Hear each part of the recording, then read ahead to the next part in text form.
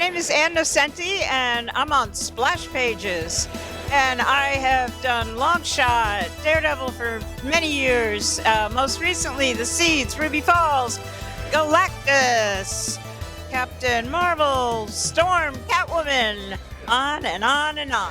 Hey everybody, welcome back to our Terrificon coverage for SplashPages. I am here with editor, writer extraordinaire, Ann Nocenti. How you doing, Ann? I'm doing good. Got a couple Terrificon is a great con. Oh, it's great, right? I got a couple questions about your work. I just want to say that you just had an excellent fan interaction. Someone asking you about like some of your lesser known characters like Spiral and all that. That was really fun to witness. So how's the fan reaction been when you come out? I mean, pretty amazing. I love signing work from 40 years ago, and fans will say, this story changed my life. I read your animal rights story in Daredevil, and I never ate meat again. Oh, wow. And, you know, or that you never know what's going to grab somebody.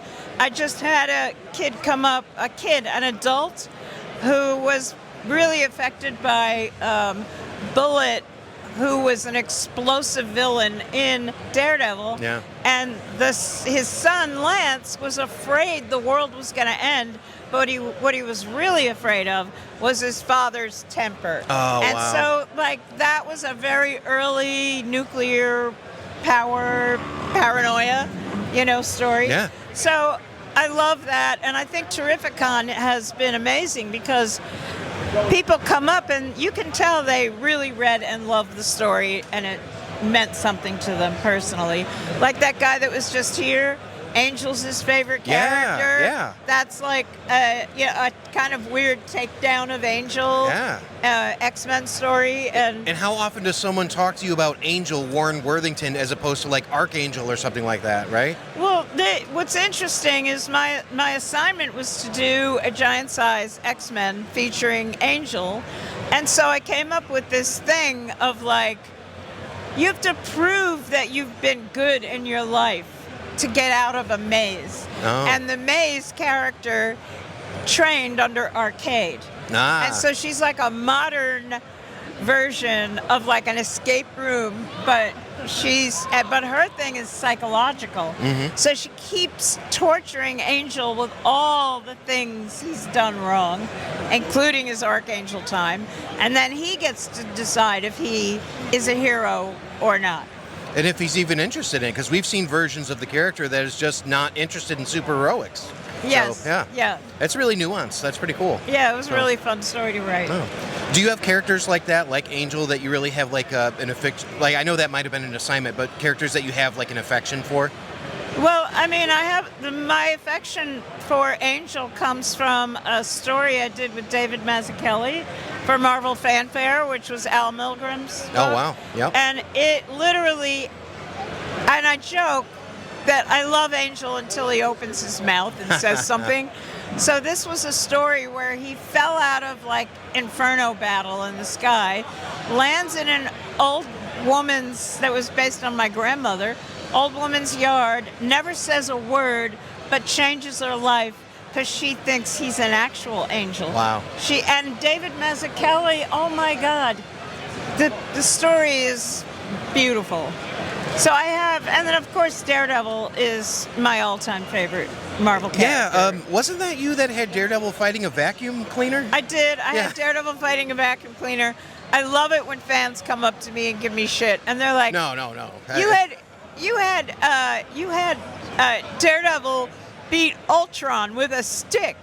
And I went, well, did it work for you? And they go, yeah. So, no, it's really fun. Daredevil has it hard enough. I mean, give the guy a break. He could beat Ultron with a stick. Well, and then taking him to hell, of course. But when you're working with an artist like John Romita, John Romita is such a stylist. And Johnny, his redesign of Mephisto, you really felt the tendrils of evil going everywhere. And then, of course, Blackheart. Oh, yeah. And so Johnny and I also created Typhoid Mary. I recall, yeah. Which was, Johnny always used to joke back then, maybe he doesn't joke about it anymore, that it was based on a girlfriend of his. Oh, no way. And they were going out, and she stepped out of the bedroom dressed like the costume Typhoid became. I'm so glad that you mentioned Typhoid Mary. I actually had a question. So Typhoid Mary was one of the earliest Marvel characters to really embody mental health struggles in a raw and kind of nuanced way. How would you approach writing her, or how did you approach writing her in such a layered complexity, especially at a time when comics didn't really talk about dissociative identity or trauma openly? I think because when I was in college, I volunteered at this place called Wassaic, which was in Poughkeepsie, that ended up getting closed down because it was literally a really, really, really frightening asylum. And so I sort of like had my time with people that had problems, you know, so, but I think conceptually it was just kind of supposed to be satire, kind of like women in comics. They're either, you know, damsel in distress, whores or Madonnas or damsels in distress or somebody's wife or somebody's girlfriend. I said, what if we put all those in one character? But also because Daredevil has two identities, and so her main two identities, one, Mary, worked at a blind school, perfect to seduce Matt Murdock. Typhoid, fiery, hot. Daredevil had a history with Elektra of liking bad girls. So we designed her to fit into continuity and work to take down Daredevil through two personalities, and then Kingpin is behind it all, of course. Of course, yeah. So that was a blast. How would you describe, because you just mentioned the Kingpin, how would you describe Matt Murdock and Wilson Fisk relationship? I mean, you know, it's deeper than just enemies. They're two people that continually try to break each other, and two people that have enormous respect for each other. So I think, you know, I mean, Daredevil, and it's so many contradictions because Daredevil represents the law. Somebody wrongs you, there's justice, there's a lawyer, there's a courts.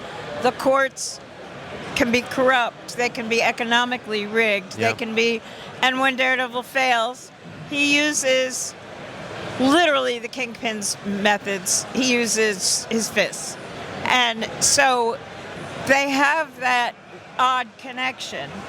And they're always in a dance of what is right, what is wrong, what is morally acceptable, what is ethically corrupt. There are two sides of a coin.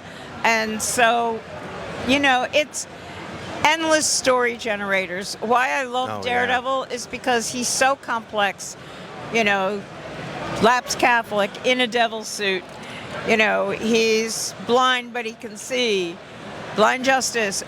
You can run forever with the contradictions in that character, which is why I think he's one of the greatest Marvel I agree. I'd say greatest ever. characters, yeah. It's funny, too, because like they even touch on this in some of the audiobooks and all that, but the devil literally knows his name, you know? Like Mephisto knows who he is quite intimately.